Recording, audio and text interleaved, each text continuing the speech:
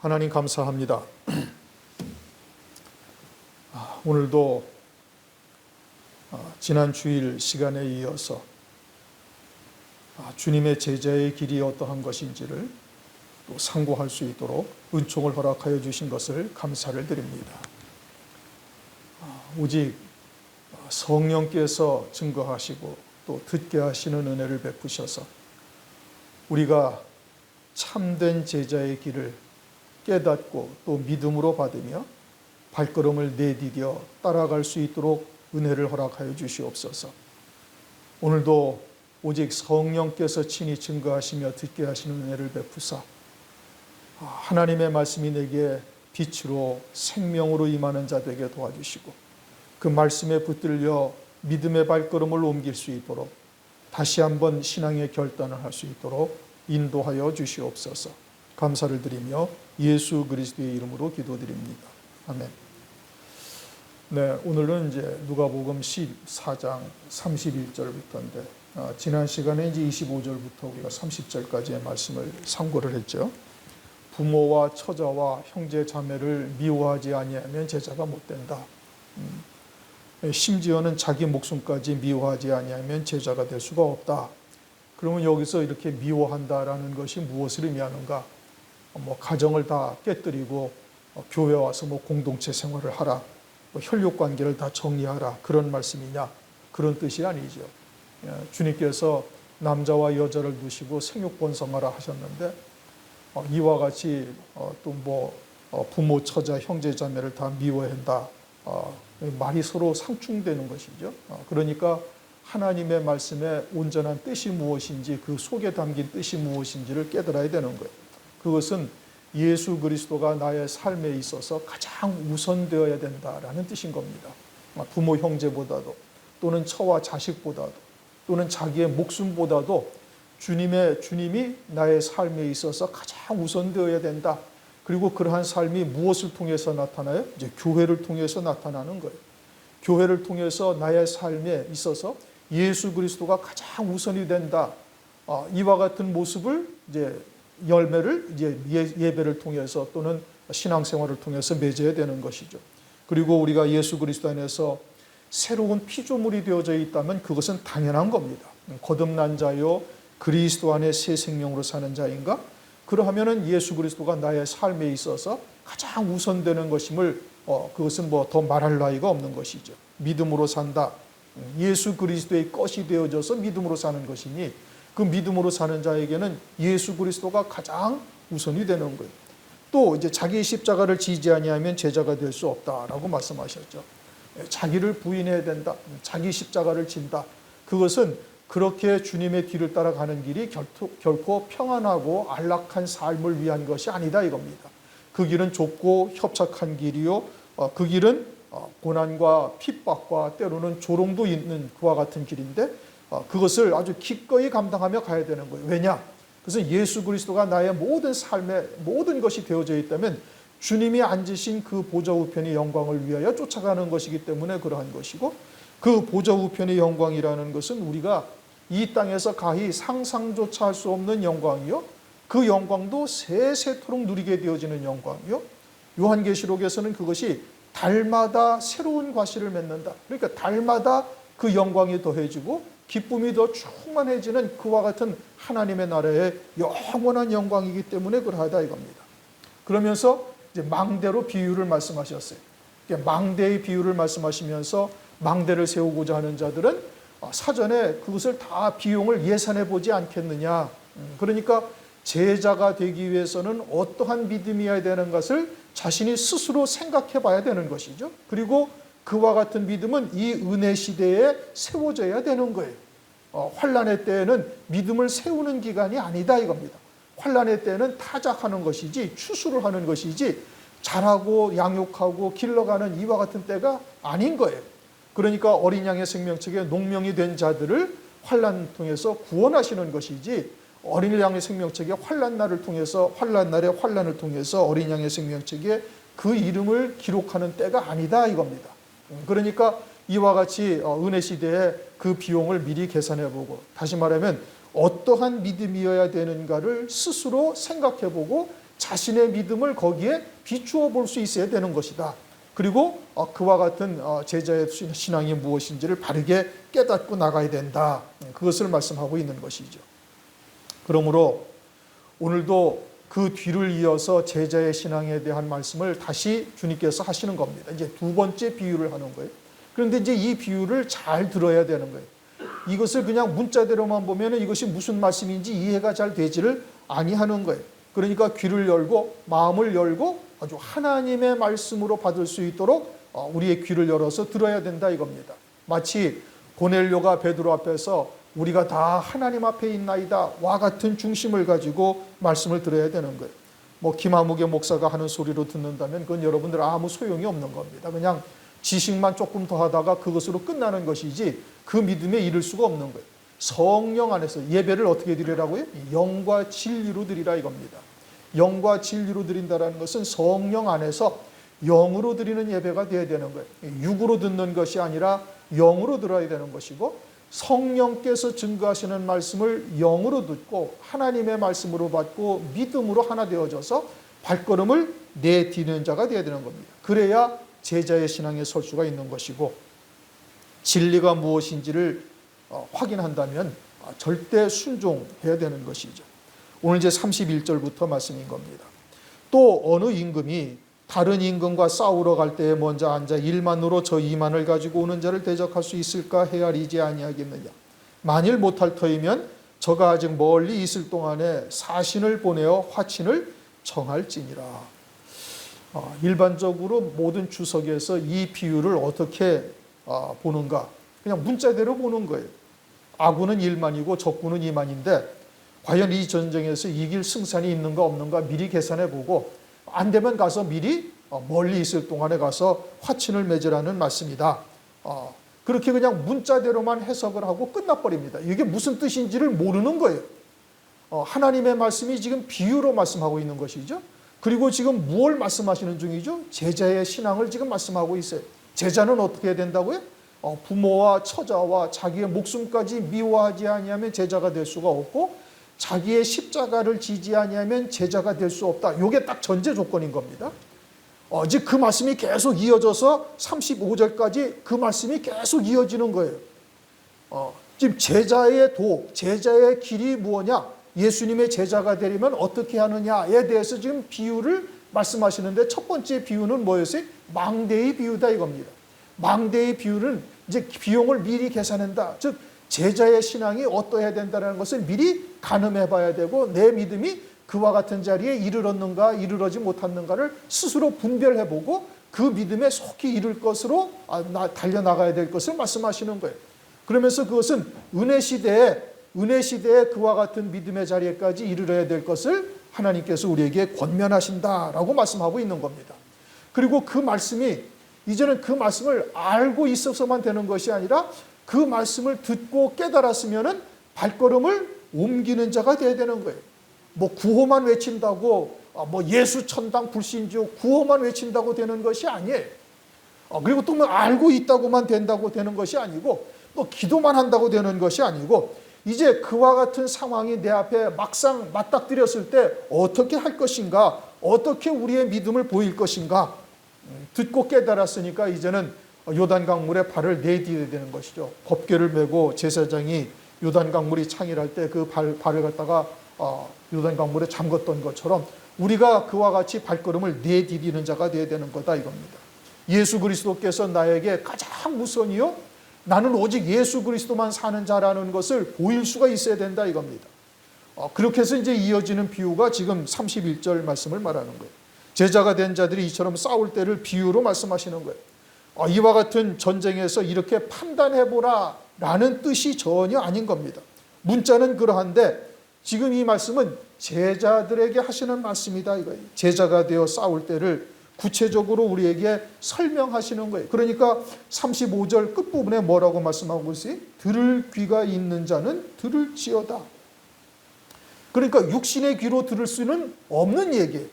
사람의 이성으로 판단해서도 이것이 무엇을 말씀하시는지를 깨달을 수가 없다 이겁니다. 이게 영적인 비밀을 하나님께서 말씀하시는 것이고 그것은 성령 안에서 들어야 들을 수가 있는 거예요. 그러니까 들을 귀 있는 자는 들을지어다 이겁니다. 요한계시록에 가면 7 금초대의 교회에 대해서 말씀하시잖아요. 요한계시록의 7 금초대의 교회 끝마다 하시는 말씀이 뭐예요? 성령이 교회들에게 하시는 말씀을 들을지어다. 들을 귀 있는 자만 듣는 거예요. 아버지께서 듣게 하여 주시는 자만 듣고 깨닫고 믿음으로 결단을 하며 그러한 발걸음을 옮길 수가 있는 거예요. 그러니 제자된 자로서 망대의 비유를 통해서 이제 예산을 해보죠. 자신의 믿음이 어디에 있는가, 어떠한 믿음을 가져야 되는가를 예산해보고 생각해본다 이겁니다. 과연 내 믿음은 거기에 이르렀는가? 그리고는 막상 이와 같은 이제 영적인 싸움이 내게 닥쳤을 때, 실제로 부모, 처자와 같은 자들을 내가 과연 예수 그리스도를 그들보다 우선할 수가 있는가와 같은 영적인 싸움이 내 앞에서 이루어졌을 때 어떻게 할 것인가를 지금 설명하시는 말씀인 겁니다. 그러니까 이 말씀은 사람의 이성으로는 깨달을 수가 없어요. 들릴 수도 없고 알할 수도 없는 겁니다. 그러니까 지금 허다한 무리, 25절을 보면 허다한 무리가 함께 갈새, 지금 허다한 무리들에게 이 말씀을 하시는데 이 허다한 무리들은 이 말씀이 무슨 뜻인지 이해도 못하고 주님께서 설명을 해주셔도 알아들을 수가 없어요. 마태복음 13장을 보면은 씨 뿌리는 비유를 주님께서 유대인들에게 말씀하시죠.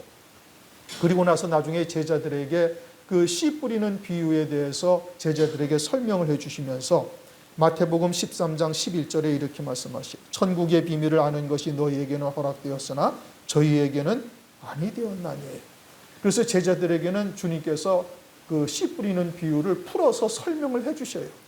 오늘날로 말하면 성령께서 먼저 된 자에게, 즉 주의 종에게, 보내심을 받은 자에게 깨닫게 하셔서 그것을 풀어서 설명을 해주시는 거예요. 그래서 성령 안에서 들을 수가 있어요. 누구에게? 제자된 신앙으로 가는 자들에게는 그것을 듣게 하시고, 무리의 신앙에 속한 자들에게는 들어도 듣지 못하고 보아도 보지 못하고 깨닫지 못하게 하신다 이겁니다. 그들에게는 감추인 말씀이 되었다 이겁니다. 그러니까 이 말씀을 해석을 못하는 거예요. 지금 오늘날 이 말씀이 무엇을 하는지 해석을 못하는 거예요. 그러면 영적인 싸움에서 나는 그 신앙이 안 되겠어. 그러니까 그냥 가서 화친을 맺으라는 얘기냐. 다 그렇게 해석을 해놨어요. 성경에, 주석에. 그런데 이 말씀은 전혀 그런 뜻이 아니다 이겁니다. 그러니 적군은 이만이고 아군은 일만밖에 되지 아니에요. 그럼 어떻게 싸워야 돼? 25절, 26절에 이미 말씀을 하신 거예요. 자기 부모와 처자와 형제 자매를 미워하고 자기의 목숨까지도 미워하지 아니하면 제자가 되지 못하는 거예요. 그러면 자기가 주님의 제자의 길을 가기 위해서는 어떻게 되는 거예요? 예수 그리스도의 것이 되어져서 그리스도로만 사는 자가 되어야 되는 거예요. 심지어는 자기의 십자가를 지고 쫓지 아니하면 제자가 되지 못한다. 그러니까 적군이 2만이든 3만이든 여기에 개의치 아니하고 자기의 예수 그리스도의 것이 되어져서 그리스도로만 사는 자가 되려면 어떻게 해야 되는가? 죽기를 마다하고 나와서 싸워야 되는 거예요. 왜냐? 이제는 이 싸움은 나의 싸움이 아니라 누구의 싸움이에요? 하나님의 싸움인 거예요. 이 전쟁은 누구에게 속한 것이다? 하나님에게 속한 것이다. 다윗이 골리앗에게 나갈 때 이것은 내가 싸워서 이길 수 있는가 승산해봐서 나는 1만이고 적군은 2만이니까 이것은 도저히 안 되겠다 해서 포기했어요? 아니에요. 하나님의 이름으로 나가서 싸운 거예요. 왜요? 하나님의 지팡이가 되어져 있으니까.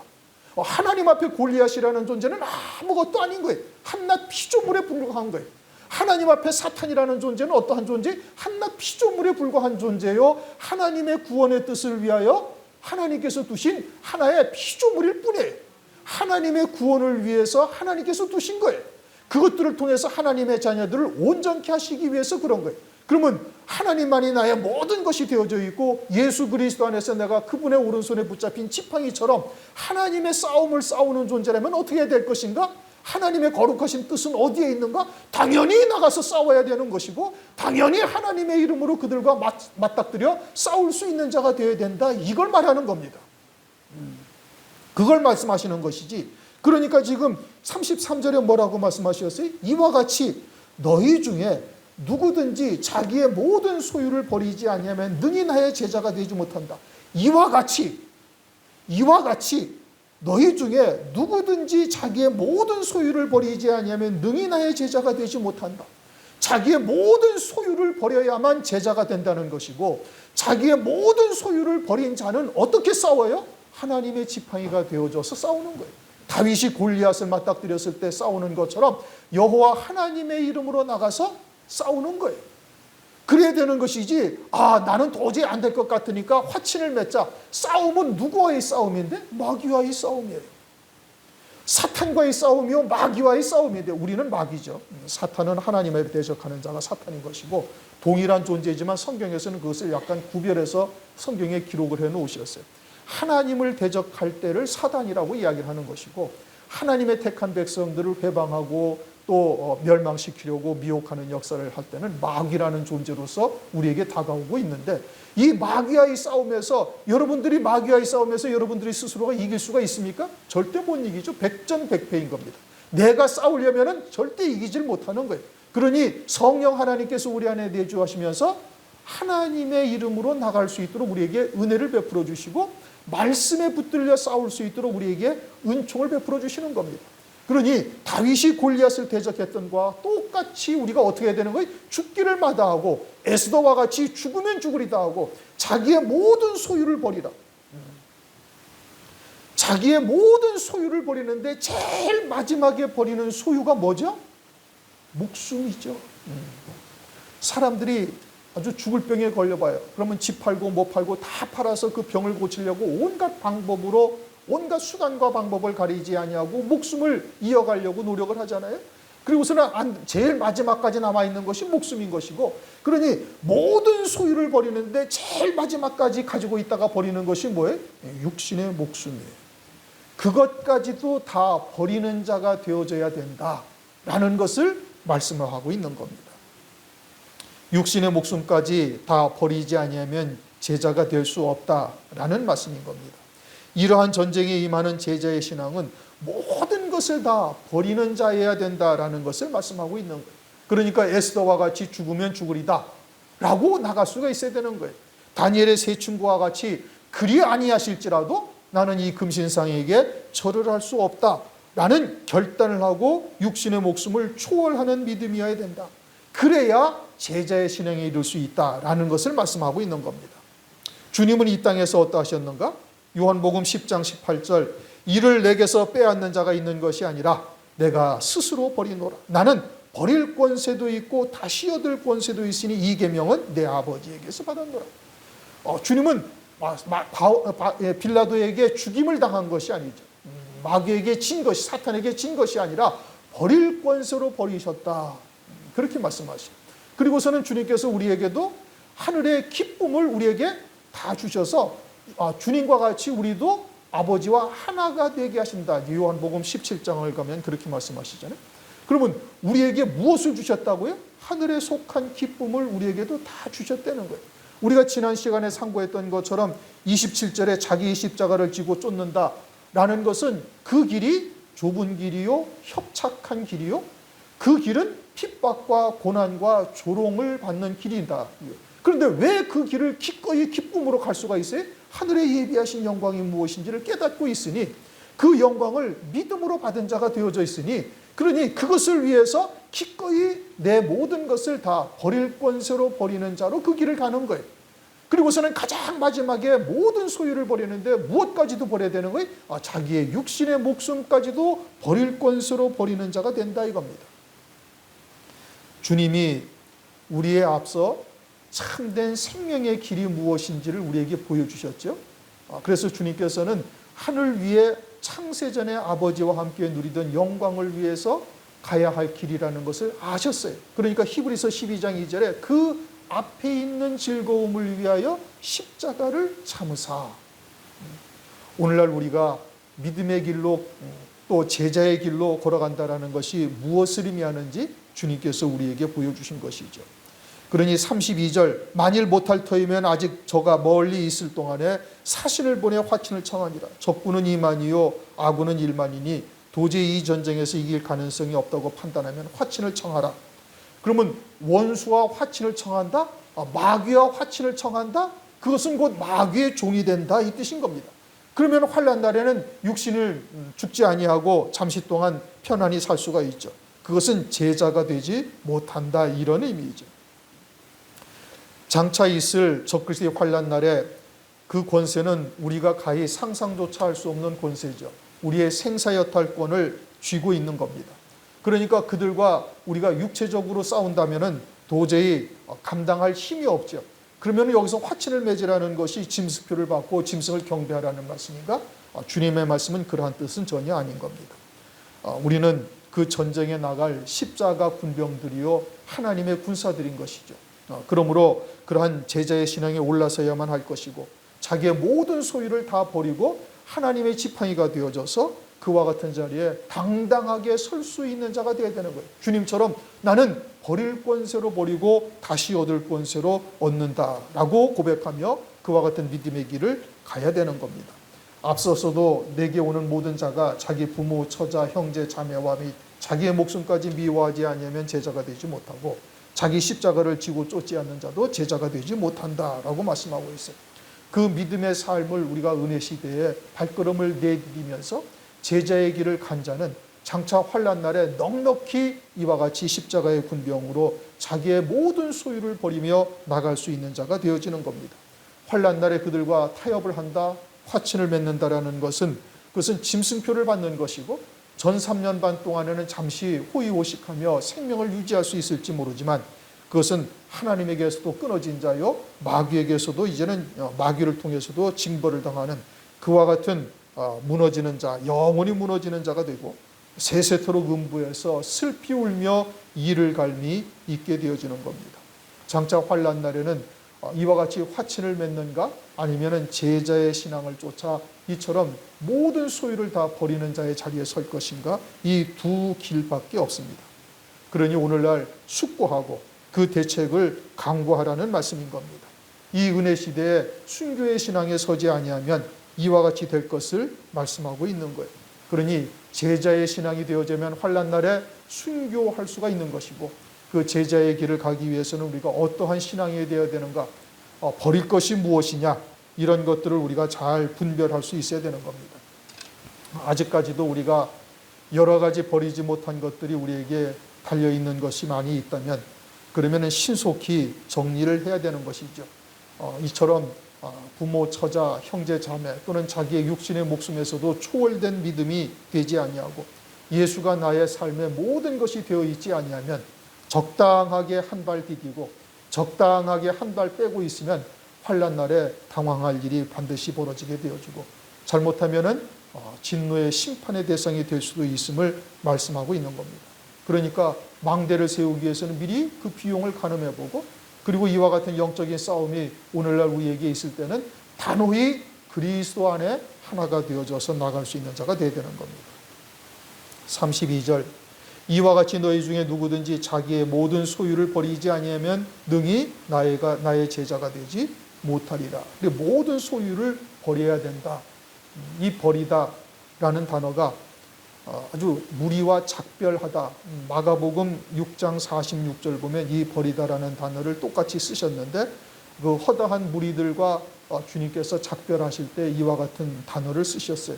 오병이어의 이적을 베푸신 후에 주님께서 무리와 작별하시고 한적한 곳으로 홀로 가셔서 산에 올라가 기도하시죠. 이와 같은 상황이 버리다라는 뜻이다 이겁니다. 그러한 의미로서 버리라고 말씀하고 있는 거예요. 그러니 우리가 이 땅에 세상에 속한 것들, 그 무리들은 전부 다 세상에 속한 것들을 쫓고 있죠.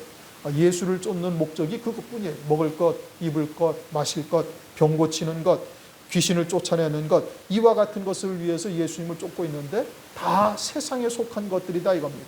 그러니까 그와 같은 것에서 홀연히 다 떠날 수 있어야 되는 것이고, 그와 같이 모든 소유를 버리지 아니하면 제자가 될 수 없다라고 말씀하고 있는 겁니다. 한마디로 예수로만 사는 자여야 되는 거예요. 우리의 모든 삶의 모든 초점이 어디에 맞추어져 있어야 된다고요? 예수 그리스도에게만 맞추어져 있어야 돼요. 먹는 것도 마시는 것도 쉬는 것도 예수 그리스도를 위해서 해야 되는 것이에요. 잠을 자는 것도 예수 그리스도를 위해서 사는 것이어야 되는 것이고, 그리고 이와 같은 영적인 싸움이 내 안에서 일어나게 될 때는 아주 단호하게 딱 예수 그리스도를 택할 수 있어야 되는 거예요. 그래야만 우리가 이와 같은 환난 날에 넉넉히 이길 수 있는 자가 된다. 베드로후서 1장 15절을 보면 베드로가 나의 떠난 후에 이렇게 말하는데 그 떠나다라는 단어를 엑소더스라는 단어로 썼다라고 이제 여러 차례 말씀이죠. 그 엑소더스라는 것이 출애굽기의 제목이 엑소더스죠. 다시 말하면 베드로가 이처럼 자신의 육체의 장막을 떠나 순교를 통해서 이제 죽게 되죠. 순교하게 되죠. 그와 같은 과정을 베드로는 출애굽이다 이렇게 고백을 했어요. 우리가 예수 그리스도의 것으로 되어져서 온전한 제자의 신앙에 사는 자가 되어지면은 그러면은 육체의 장막을 벗는 것이 우리에게도 출애굽의 역사를 이루는 것이 되어지는 거예요. 그와 같은 믿음의 자리에 우리가 설 수 있어야 되는 겁니다. 그래야 제자의 신앙이요 환난 날에 넉넉히 이길 수 있는 자가 되는 겁니다. 그리고는 그와 같은 신앙의 열매가 이 은혜 시대에 나타날 수 있어야 되는 거예요. 예수 그리스도가 나의 가장 우선이 되는 것이고 삶의 목적이요 초점이 거기에 모든 것이 맞춰져 있어야 되는 것임을 말씀하고 있는 겁니다. 34절 소금이 좋은 것이나 소금도 만일 그 맛을 잃었으면 무엇으로 짜게 하리요? 땅에도 거름에도 쓸데없어 내어버리느니라. 들을 귀 있는 자는 들을지어다 하시니라.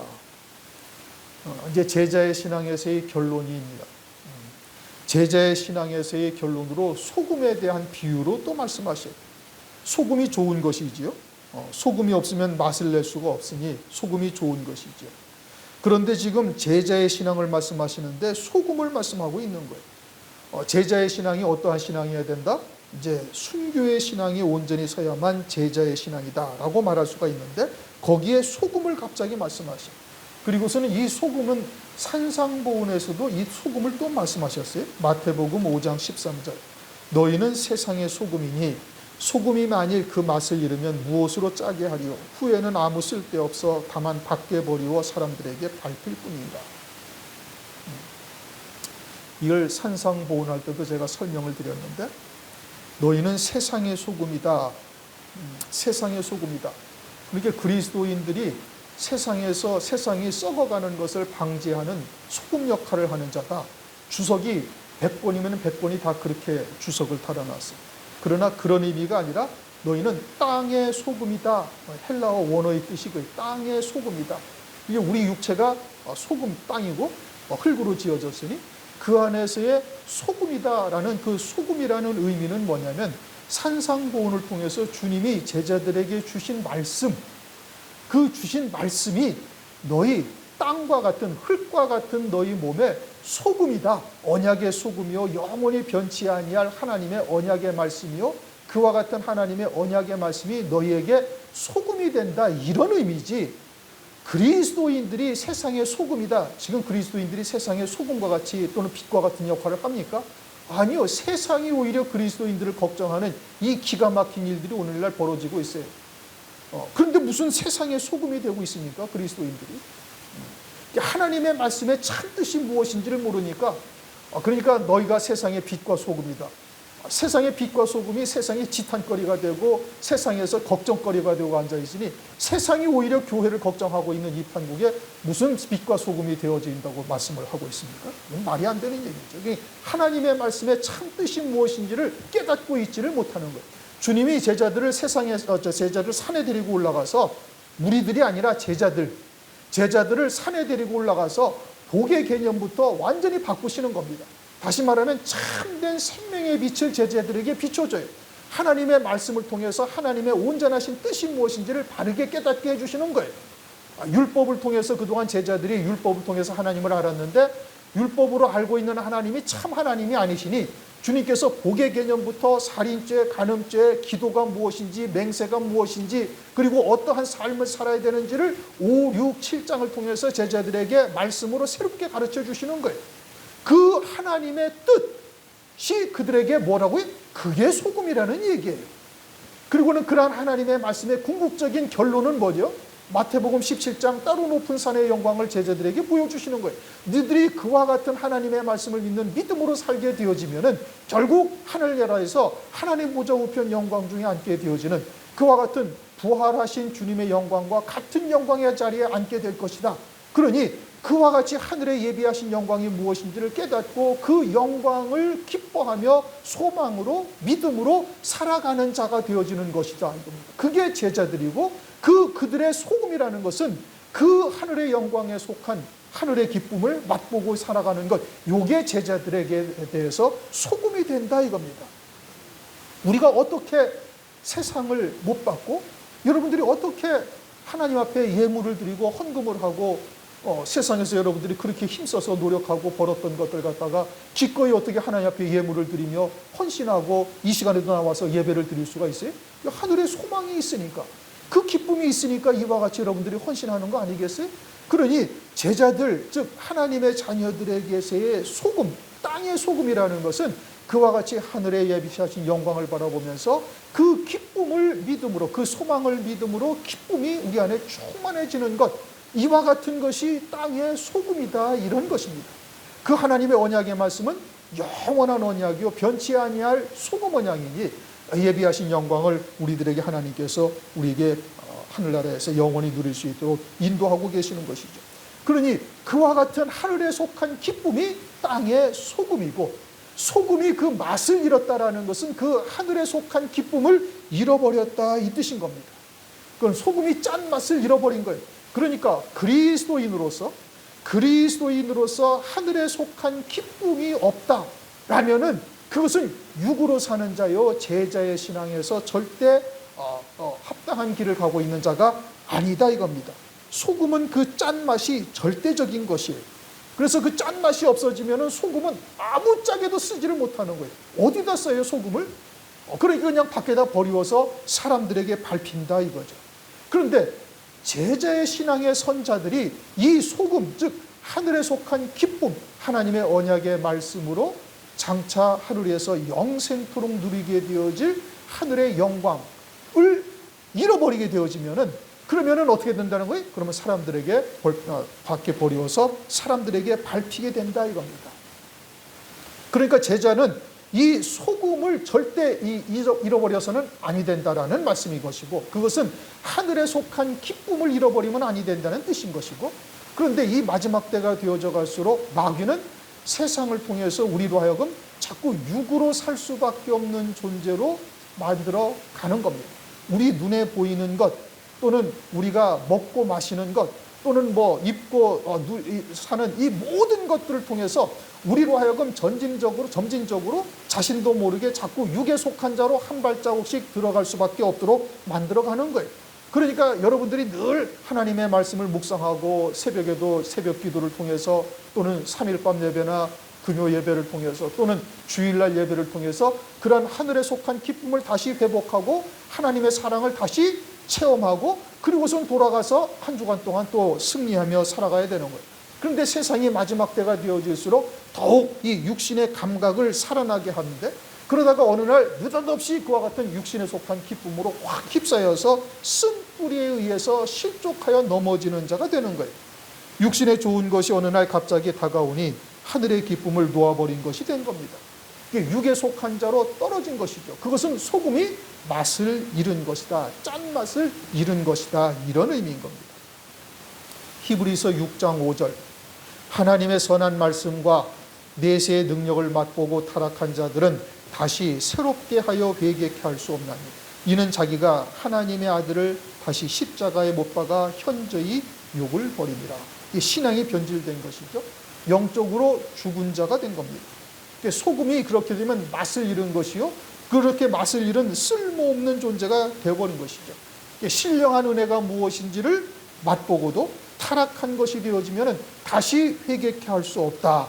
성경은 그렇게 말씀하십니다. 그같이 제자의 신앙의 선자가 다시 타락하면 절대 아니 되는 것이고, 그 맛을 잃으면 다시 돌이킬 수가 없는 것이라서 사람들에게 밟히게 되어진다. 이제 징계와 징벌에 다가오게 되는 것이죠. 그러할 때라도 깨닫고 돌이키는 자가 되어지면 다행인데, 그러나 첫째 부활의 영광이 무엇인지를 알고 장자의 복이 무엇인지를 알고 타락한 자들에게는 그 다음에는 돌이킬 수 있는 기회가 없어지는 거예요. 히브리서 12장을 한번 보십시오.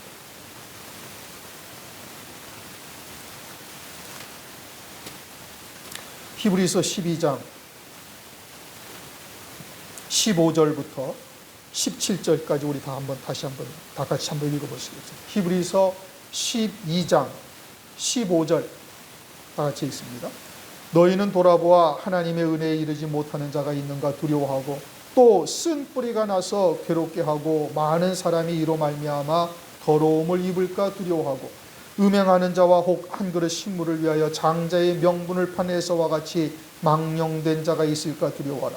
너희 아는 바와 같이 저가 그 후에 축복을 기업으로 받으려고 눈물을 흘리며 구하되 버림바가 되어 회개할 기회를 얻지 못하였느니라. 장자의 복을 팥죽 한 그릇에 파내서가 그 다음에 눈물을 흘리며 그 축복을 받으려고 구하되 얻지 못하였다. 장자의 복보다 더 큰 복은 하늘나라에 있지 아니한 겁니다. 그러니까 장자의 복이 무엇인지를 알고도 세상으로 나간 자는 다시 회개케 하여 돌이킬 수가 없다라고 말씀하고 있는 것이지. 오늘날 우리가 제자의 신앙에 선다. 그것은 장자의 복을 말하는 것이요 첫째 부활의 영광인 겁니다. 그것은 하늘나라에서의 최고의 영광이고 하늘에서의 최고의 기쁨이고 그 맛을 잃으면 다시 돌이켜 회개케 할 수가 없음을 말씀하고 있는 것.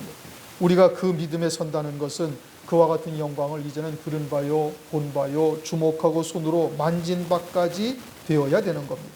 그래야 그것이 땅의 소금이 되는 것이고 그 맛을 잃으면 아무짝에도 쓸데가 없어 버리워짐을 당한다. 그러므로 오늘날 제자의 제자의 신앙이 무엇인지를 우리가 깊이 묵상하시고 우리가 이와 같은 영적인 싸움을 은혜 시대 할 때 과연 내가 예수 그리스도가 나에게 가장 우선이 되어져 있는지를 스스로 돌아보고 확인해야 되는 겁니다. 또 그 길은 이제 자기의 십자가를 지는 길이에요. 그것은 편안하고 안락한 삶을 위해서 우리가 그와 같은 그 길을 가는 것은 절대 아닌 겁니다. 그러니까 그것을 기대할 수는 없는 거예요. 그러니 오히려 그와 같이 핍박과 고난과 조롱이 닥칠 때 그것은 우리에게 구원의 빈거다. 빌립보서 1장을 보면 그렇게 말씀하시죠. 진리가 우리가 무엇인지를 알았다면 진리를 대적하는 자들은 저들에게는 저것이 멸망의 빈거고 우리는 진리 안에 섰다라는 구원의 빈거가 된다고 말씀하고 있어요. 그러니 하늘에 속한 기쁨으로 사는 자라면 오히려 그것으로 더 기뻐하는 거예요. 사도행전 5장 43절인가를 보면은 제자들이 예수 그리스도의 이름으로 능력받음을 인하여 오히려 기뻐하면서 공의 앞을 떠났다. 그렇게 말씀을 하고 있죠. 오히려 그런 것으로 우리가 기뻐하며 하나님께 영광을 돌릴 수 있는 자가 되어야 되는 것이죠. 그래야 환난 날에 넉넉히 승리할 수가 있는 겁니다. 오늘날 그러한 이 은혜 시대에 아직은 여유가 있을 때 우리가 그와 같은 믿음의 자리에 서 있는지를 스스로 돌아보고 또 결단을 하고 그 표대를 향해서 오늘도 승리하시기를 주의 이름으로 축원합니다. 기도하겠습니다. 하나님 아버지 감사합니다. 오늘 지난 시간에 이어서 예수님의 제자가 되려면 어떠해야 되는가?